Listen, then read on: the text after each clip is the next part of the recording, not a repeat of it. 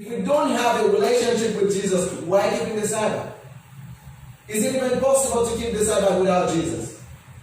No, we can't. Why do we come here today? Because it's Sabbath, or because it's a celebration of creation of what God has done?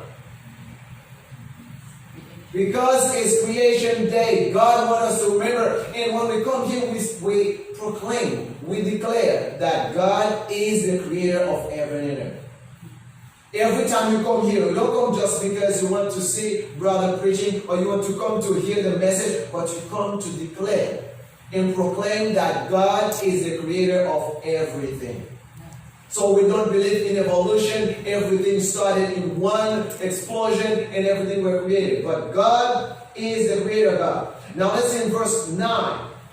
Going on from the place, he went into their synagogue, and a man with a shriveled hand was there, looking for a reason to bring charges against Jesus. They asked him, "Is it lawful to heal on the Sabbath?" Now this was an interesting question because Jesus has done that already. He has healed people on the Sabbath. So they want to, when somebody wants to put you in trouble, they tell you to do things. And after that, they call somebody, you see, he has done this. Let's say there's a sign that says no pictures here, and then somebody asks you to take a picture. Why? Because they want to call police on you and put you in trouble. So that's the same thing that the Pharisees were doing. They said, Jesus, okay, this man needs healing. Can you heal him? They think Jesus would say, no, I can't do that because it's the sign. What did Jesus do? Jesus healed the man. And now let's see in verse 12. Now that is the most interesting part of the text. And it says, verse 11 first. He said to them, "If any of you has a sheep, and it falls into a pit on the Sabbath, will you not take hold of it and lift it out?" Now that was a question, and many people use that text to go against the Sabbath. Now, if you read from verse 1 to 12, now we will understand what the verse means. Now, you need to answer this question for yourself. If you have your son who is dying, will you not take him to the hospital on the Sabbath? That's what Jesus is asking. If you have your husband who is sick, right on Sabbath morning or right on Friday evening, would you not take him to the hospital? Now, if I see my neighbor as somebody who is sick in the house, wouldn't I leave the church and go to help them in the house? Now, that's what the Bible says about keeping the Sabbath. We're not keeping the Sabbath just to be saved, but we're keeping the Sabbath to save souls. Because the Sabbath is to save us. God is to save us. The Sabbath is to save us. I just said that, right? To save us from what? From our hard work. You have been working from Sunday till Friday. If you would be working 7 days a week, you would die very early. Because we need to rest. Sometimes we don't understand it until it's too late. Until we're on the hospital bed and then the doctor said, something you like is a little exercise. If I exercise, I wouldn't die? Yes, but it's too late now.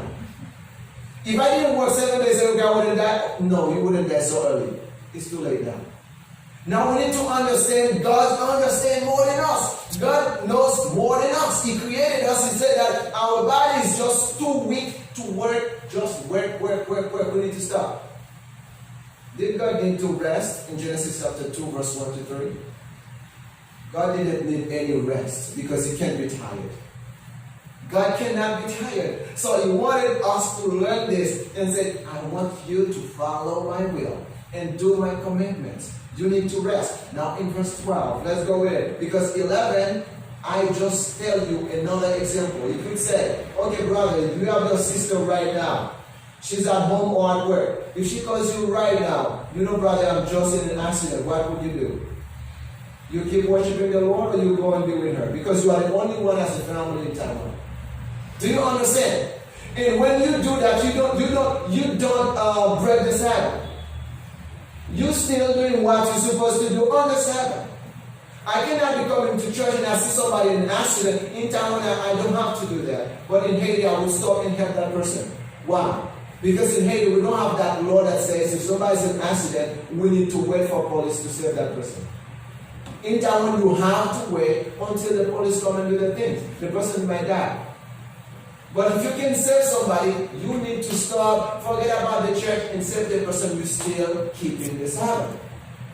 It is lawful to do good on the Sabbath. Let's see verse 12.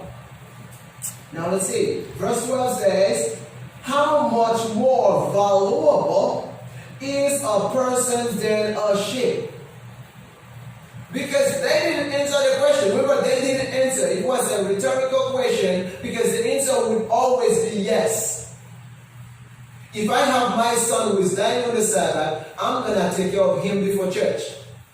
That's what Jesus was saying. And when I do that, do I forget about Jesus? No, I don't forget about Jesus. I'm still praying because I can't save my son without Jesus. I can't save the person I take to the hospital without Jesus. I still need Jesus by my side. But leave the person who is sick, and if the person died, you part of the death of the person. What if you could save that soul?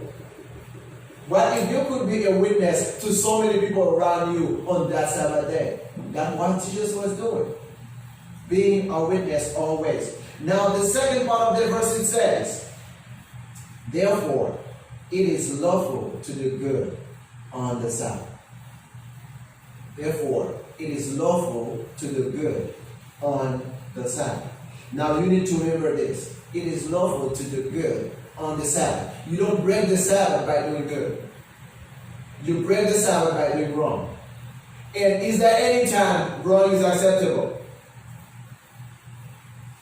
Is there any time wrong is acceptable? No. There's no time wrong is acceptable. So I can do good on the Sabbath. Now there's something I want to tell you that I grew up knowing when you keep the Sabbath.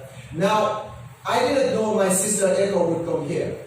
Now let's say I am at home and then Sister Echo just, for some reason, she decided to visit me. But I had food for only 2 people. And then she came along. We were already eating and the food is almost over. And then she said, Brother Joseph, I'm hungry. What should I do?